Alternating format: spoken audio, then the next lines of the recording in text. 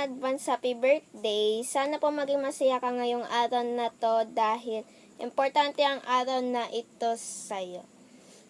Sana bigyan ka pa ni Lord ng madaming blessings at sana magkaroon ka pa ng madaming birthday.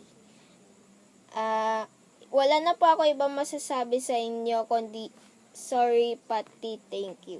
Sorry dahil makulit ako, sorry dahil pasaway ako, at sorry dahil paminsan spoiled ako.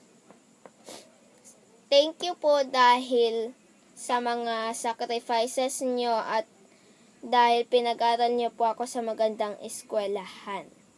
Salamat din po sa lahat-lahat ng binibigay nyo po sa akin na kahit pasaway po ako, at salamat po sa pagmamahal at pag-alaga nyo po sa akin. Wala na pong akong iba masasabi, kundi yun lang. So, advance happy birthday po ulit, Mami. Mwah. Love you.